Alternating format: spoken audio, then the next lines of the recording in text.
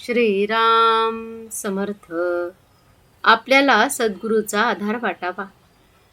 वेळ प्रसंग येईल तसे वागणे उचित आहे आणि त्याबद्दल मनावर परिणाम होऊ देऊ नये. परमात्म्याच्या चिंतनात मन गुंतले असताना अवांतर गोष्टींचा परिणाम त्यावर होत नाही. जेवढे झेपेल तेवढेच करावे. अभ्यास करावा पण काळजी न करता. सर्वस्वी भार भगवंतावर ठेवून निवांत असावे.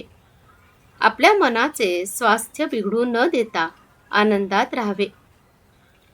वृत्ती आवरून आवरत नाही, ती परमात्म्याकडे लावली म्हणजे आवरते. राम इच्छेने सर्व चालते असे लक्षात ठेवावे. आनंद संकट दोन्ही भगवंताला सांगावीत.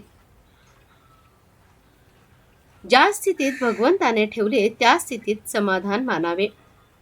अंतःकरणात सुप्त असलेले भगवंताचे प्रेम जागृत होण्यासाठी काही निमित्त लागते. तीर्थयात्रा आणि साधू संतांची भेट हेच ते निमित्त होय. श्रीरामचंद्रही तीर्थयात्रेला जाऊन अनेक संतांची दर्शने घेऊन आले. संतांच्या अहंकाराला जिवंत राहताच येणार नाही, कारण परोपकार करायला लागणारा परत जर ठिकाणावर नाही तर मग दुसऱ्याकरिता मी काही केले ही भावना व्हायला आधारच कुठे राहिला.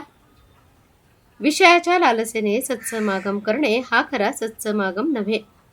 संत कधी कधी आपल्याला विषय देतात हे खरे, पण एकंदरीत आपल्याला विषयाचा वीट आणण्याचाच त्यांचा प्रयत्न असतो. संतांच्या घरी नुसते पडून राहिल्यानेही शुद्ध भाव येईल. भगवंताच्या नामातच सत्संगती आहे, कारण नामाच्या मागे भगवंताचे अस्तित्व आहे. विषयाची उर्मी हे मायेचे स्मरण होय आणि नामाचे स्मरण हे भगवंताचे स्मरण होय. तपश्चर्येने सर्वात शेवटचे फळ काही असेल तर परमेश्वराच्या ठिकाणी अनन्य भावाने शरण जाण्याची बुद्धी होय.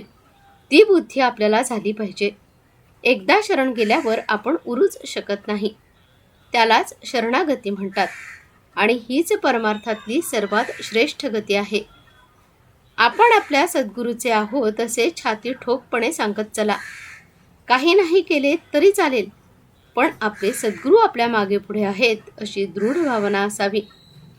मला सुख दुःख दोन्ही नाहीत, पण तुम्ही दुःखी झालात तर मला दुःख होते, तेव्हा तुम्ही मनाला दुःखच होऊ नये असे वागा.